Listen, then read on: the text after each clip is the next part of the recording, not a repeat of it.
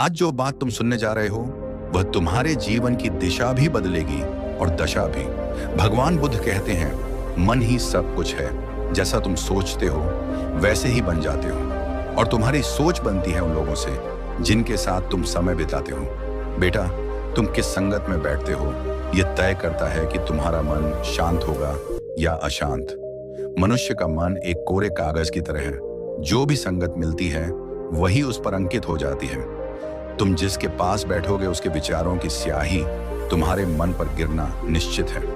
इसे ऐसे समझो बेटा, हवा की अपनी कोई खुशबू नहीं होती, पर वही हवा जब फूलों के बगीचे से गुजरती है तो सुगंध बन जाती है, और वही हवा जब नाली के ऊपर से गुजरती है तो दुर्गंध बन जाती है। हवा वही है, बस संगति बदल गई। बेटा, हमारे पूर्वज कहते थे कि काजल की कोठरी में कितना भी सयाना जाए एक लकीर तो लग ही जाती है। तुम कितने भी ज्ञानी हो, कितने भी मजबूत हो, पर गलत व्यक्ति की ऊर्जा एनर्जी तुम्हें दूषित कर ही देगी। आज मैं तुम्हें उन 3 प्रकार के लोगों के बारे में बताऊंगा जिनसे तुम्हें कोसों दूर रहना है। अगर तुम इनके पास बैठते हो तो तुम अपने भाग्य के दरवाजे खुद बंद कर रहे हो। पहला व्यक्ति है वो जो हमेशा दूसरों की बुराई या निंदा करता है। तुमने देखे होंगे ऐसे लोग। तुम उनके पास बैठो, वे अपनी बात शुरू ही किसी की बुराई से करेंगे। देखो वो कैसा है बेटा। निंदा करने वाला व्यक्ति दरअसल एक मानसिक कचरा ढोने वाली गाड़ी है।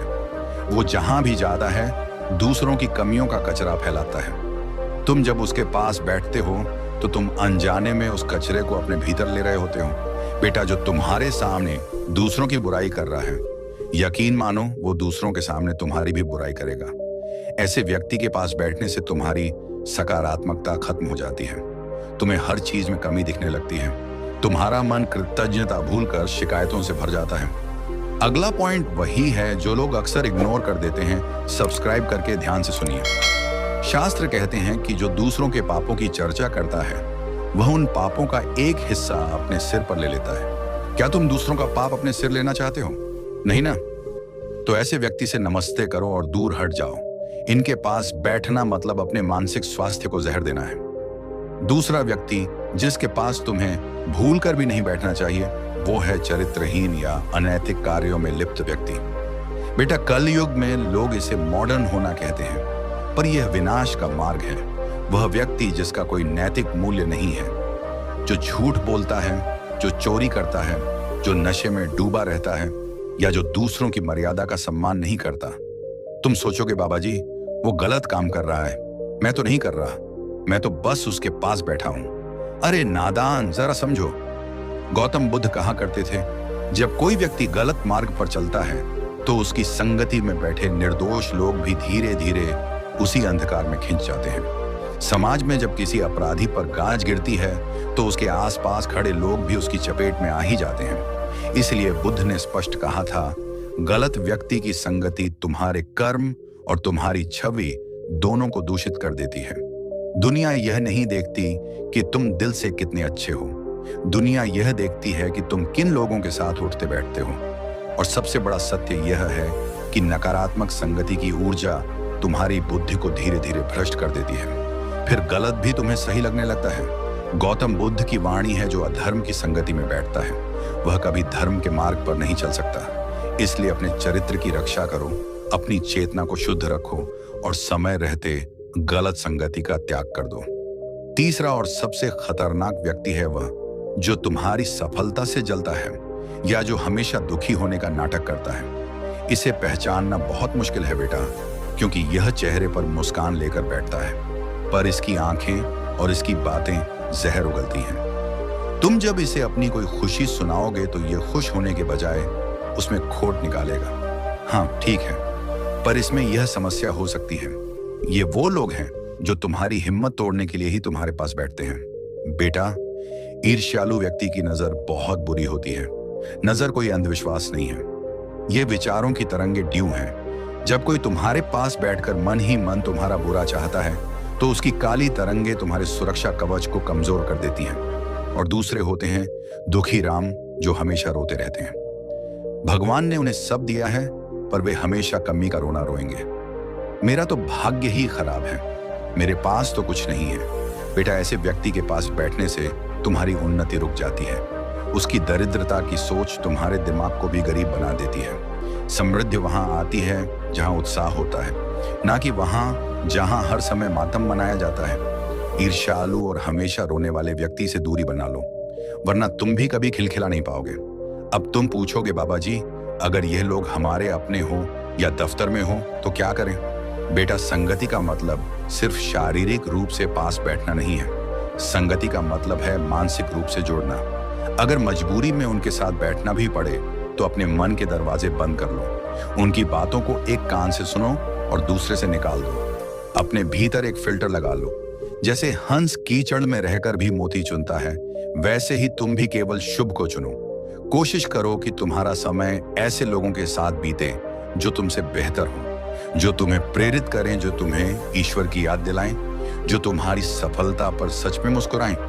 अकेले रहना बेहतर है बजाय उन लोगों के साथ रहने के जो तुम्हें नीचे गिराते हैं। याद रखना बेटा, तुम्हारी ऊर्जा तुम्हारी सबसे बड़ी संपत्ति है। इसे व्यर्थ के लोगों पर लुटाओ मत। महात्मा बुद्ध ने कहा था, यदि तुम्हें कोई समझदार और अच्छा साथी ना मिले तो अकेले चलो, जैसे जंगल में हाथी अकेला चलता है। अपनी गरिमा को पहचानो, इन 3 प्रकार के लोगों से दूरी बनाओ और अपने जीवन को प्रकाश की ओर ले जाओ। तुम यहाँ महान कार्य करने आए हो, दूसरों की गंदगी ढोने नहीं। खुश रहो बेटा, सजग रहो। ईश्वर तुम्हें सही और गलत में भेद करने की शक्ति दे। जहां पवित्र दृष्टि होती है वहां सारा संसार ही चरित्रवान दिखाई देता है।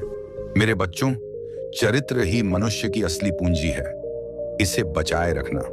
अगर आज की इस चर्चा से आपके मन का संशय दूर हुआ हो तो इसे औरों के साथ भी साझा करें। ये दरबार सबका है।